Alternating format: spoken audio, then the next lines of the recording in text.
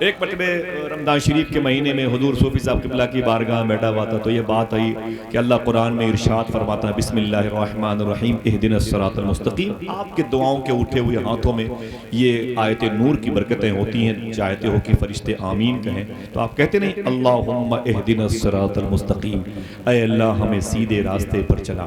تو میں نے پوچھا صوفی صاحب قبلہ سے حضور یہ سیدھا راستہ کسے کہتے ہیں؟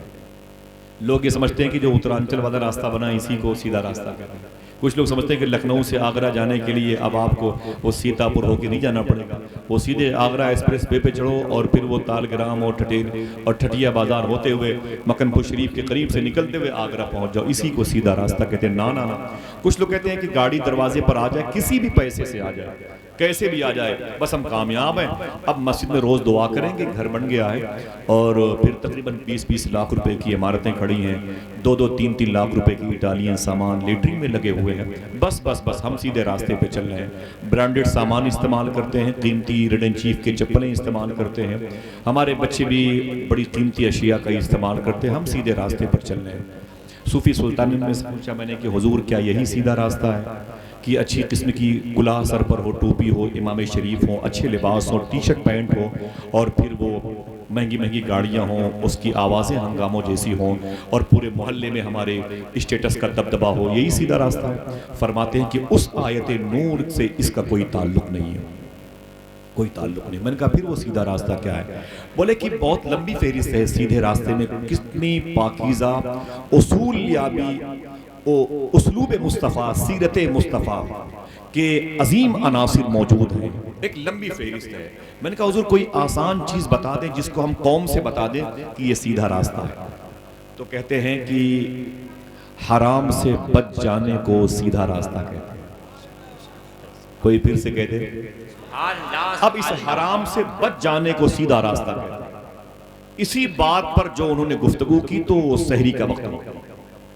آج میری خواہش ہے کہ تھوڑی سی گفتگو اسی اہدنا الصراط المستقیم، دعا وہاں مانگتے ہیں اللہ ہمیں سیدھے راستے پر چلا، اور باہر نکل کے ٹیلی فون سے بات کرتے ہیں کیا ہوا ایڈمیشن ہو گیا اور کیا ہوا وہ سامان بک گیا، ٹھیک ہے وہ اگر 2-4 ہزار روپے دائیں بائیں سے بھی لے تو یہ کام کروا لینا، رشوت کی بات کی۔ ابھی وہاں دعا مانگی اللہ ہمیں سیدھے راستے پر چلا اور پھر ٹیڑھے راستے پہ چلتا ہے۔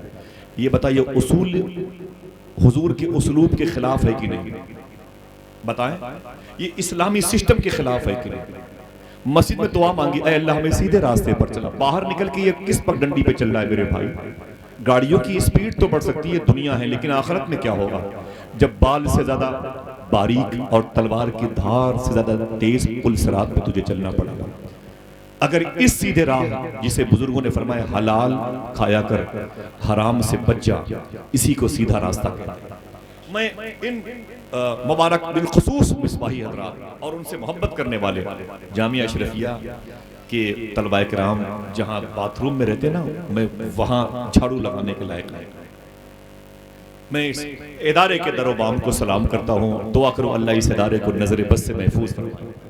اونچی بولے آمین، اونچی بولے۔ پوری دنیا میں جس نے علم کی شمع روشن کی، سبحان اللہ، بھوجپور مراد آباد کی زمین کو خدا حافظ کہہ کے حضور حافظ ملت نے آپ کے شہر کو بسایا۔ ذرا محبت سے کہہ دو اے اللہ تیرا شکر ہے۔ سبحان اللہ۔ وجہ کیا ہے؟ یا یہ بتانے کے لیے کیوں آئے تھے حضور مجاہد ملت، حضور حافظ ملت، حضور رئیس القلم صدر الشریعہ، ان بزرگوں کی جو ذات مبارکہ ہے وہ کس لیے تھی؟ میں بہت آسان بات کروں گا اس سچے راہ کی طرف چلنے والے مسافروں کو۔ حلال دسترخوان پر جب رزق آ جائے تو کہنا اے اللہ تیرا شکر ہے تو نے مجھے حلال کھلا کر کے مجھے سیدھی راہ کا مسافر بنا دیا۔ اگر آپ کے دسترخوان پر نعمتیں حلال نہیں ہیں تو اس کا مطلب دعا آپ کرتے وقت دل سے خشوع اور خضوع سے رب کی بارگاہ میں آپ رجوع نہیں کرتے ہیں۔ آئیے اس حوالے سے تھوڑی سی باتیں کرتا ہوں، تیار ہیں؟ سنیں گے انشاءاللہ؟ ہاتھوں کو اٹھا کے بتائیں سنیں گے؟ کوئی زیادہ چیخ پکار نہیں ہے، مجھے آپ کے قدموں میں رہنا ہے، میں تقریر نہیں کرتا، میں تو بس باتیں کرتا ہوں۔ سنیں آپ بڑی محبت کی بات، جو حضور نے دیا ہے اسی کو رکھ لو، اس سے زیادہ نقصان۔ جو دائرہ حضور نے بنایا ہے اسی دائرے میں رہو، اس سے نکلو گے تو نقصان ہے، بچھڑ جاؤ گے۔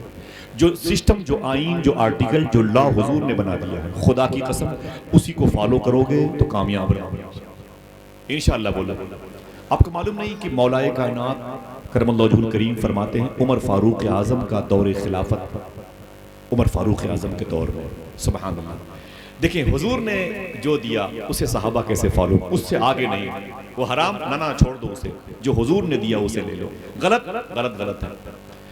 مولا کائنات فرماتے میں سو رہا تھا، میں نے خواب دیکھا کہ عمر فاروق اعظم کا دور نہیں ہے، ظاہری حضور کا دور پھر سے آ گیا ہے۔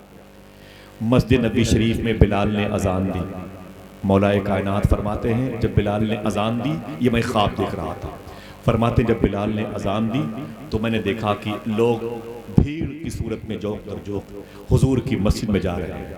کہتے ہیں میں بھی گیا وضو کر کے، دیکھا تو حضور مصلی امامت پہ تشریف فرماتے ہیں۔ حضور کی پاکیزہ اقتداء میں سارے عاشقوں نے نماز فجر ادا فرمائی۔ مولا علی فرماتے ہیں کہ نماز فجر کے بعد حضور کی نصیحتیں نور کے سائے میں لوگ بیٹھے رہے، اتنے میں ایک بوڑھی عورت حضور کی مسجد میں داخل ہوئی، اس کی ہاتھ میں ڈلیا تھی جس میں روٹیاں رکھتے ہیں، اس ڈلیے میں وہ کھجوریں لے کے آئی تھی، حضور کی بارگاہ میں آئی، میرے آقا فرماتے کیا بات ہے؟ اس نے کہا آقا تازہ کھجوروں کے پاکیزہ پیڑ سے یہ کھجوریں گری ہیں، آپ کی بارگاہ میں لائی۔ ذرا محبت سے کہتے ہیں سبحان اللہ، سبحان اللہ۔ حضور سے لوگ کتنی محبت کرتے تھے، سبحان اللہ۔ ان کے گھروں میں جب اچھے اچھے پکوان بنتے نا تو پہلے اسے حضور کی بارگاہ میں لے گئے، سبحان اللہ۔ وہ کہتی ہے آقا میں کھجور کی پہلی فصل آئی تو آپ کی بارگاہ میں لے کے آئی ہوں۔ حضور نے اس ڈلیے کو لیا، اس ڈلیے کو لیا اور فرمایا عمر، جی کھڑے ہو گئے، فرمایا آقا نے کہ اے عمر اسے تقسیم کر دو۔ عمر فاروق اعظم اس کھجور سے ڈلیا کہ کھجور والی اسے اپنے ہاتھوں میں لیا، ایک ایک کھجور سب کو دینے لگے۔ حضور نے فرمایا کہ ایک ایک کھجور سب کو دے دو، یہ حضور نے فرمایا ایک ایک کھجور سب کو دے دو۔ فرماتے عمر فاروق اعظم نے کہ سب کو حضور نے ایک ایک کھجور کا حکم دیا۔ مولا کائنات فرماتے ہیں کیا بتاؤں یار، وہ کھجور بہت میٹھی تھی، بہت اچھی تھی، لیکن حضور نے کہا تھا ایک ایک کھجور دینا، میں نے صبر کیا۔ کہتے ہیں پھر تھوڑی دیر کے بعد میں سو ہی رہا تھا، اچانک اصلی آواز اوریجنلٹی جناب بلال کی اذان کی آواز حضور کی مسجد سے آئی۔ کہتے ہیں میں اٹھ کے بیٹھ گیا، حضور کو خواب میں دیکھا تو رونے لگا، حضور کی زیارت ہوئی تو رونے لگا۔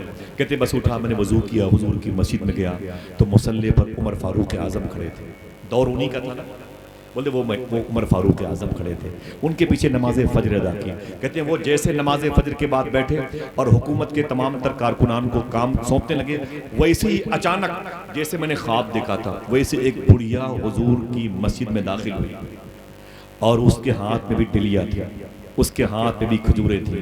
اس نے عمر فاروق اعظم سے سلام کیا اور آپ فرمایا کیا بات ہے ماما؟ اس نے کہا کہ یہ کھجور میرے پیڑ کی پہلی فصل ہے، آپ کی بارگاہ میں لے کے آئی ہوں، اے مومنوں کے امیر اسے قبول فرما لیجئے۔ عمر فاروق اعظم نے اسے لیا اور لے کر کے فرمایا میرے صحابہ سب لوگ آتے جاؤ اور ایک ایک کھجور لیتے جاؤ۔ جو حضور نے دائرہ بنا دیا اسی میں رہنا، اس سے ہٹ کے نقصان ہے، حضور کے آرٹیکل سے ہٹے کے نقصان ہے۔ حضور کی لا کو ڈراپ کیا، ڈراپ کر دی گئی۔ قوم کی ذلت و رسوائی کا سبب یہیں سے شروع ہوتا ہے۔ اسوہ مصطفیٰ سے ہٹ جانے کا نام ذلت، بربادی، تنزلی اور پھر مرنے سے پہلے موت، اور حضور کے قریب جڑ جانے کا نام مرنے کے بعد زندگی۔ علی فرماتے ہیں کہ جیسے میرے ہاتھ میں عمر فاروق اعظم نے ایک کھجور دی، کہتے ہیں وہ کھجور بھی بہت میٹھی تھی، میں نے کہا اے عمر اگر ہو سکے تو ایک کھجور اور دے دو۔ صحابہ کیسے حضور کی بات کو فالو کرتے ہیں؟ مولا کائنات کہتے ہیں کہ اے عمر ایک کھجور اور دے دو، تو عمر فاروق اعظم نے علی کو دیکھ کے مسکرا کے فرمایا علی تمہیں دو کھجور کیسے دے دوں جب تمہیں رات میں خواب میں حضور نے ایک ہی کھجور دینے کا حکم۔ اللہ اللہ اللہ، یا رسول اللہ، یا رسول اللہ، اللہ اکبر اللہ اکبر۔ طریق مصطفیٰ کو چھوڑنا ہے وجہ برباد، اسی سے قوم دنیا میں ہوئی بے اقتدار اپنی۔ اٹھیں امت کے والی، کفر دھمکاتا ہے مسلم کو، علی کو بھیج دو آ جائیں لے کر ذوالفقار اپنی۔ علی تیار ہیں، ذوالفقار بھی ان کے ہاتھوں میں ہے، کوئی بلانے والا تو ہو جس کی زبان پر حلال لقمے کی تاثیر کا غلبہ ہو، جو یہ کہے کہ میں نے دعا مانگی اے اللہ مجھے حلال کھلا اور میں حلال کھاتا ہوں۔ سمجھ رہے ہیں؟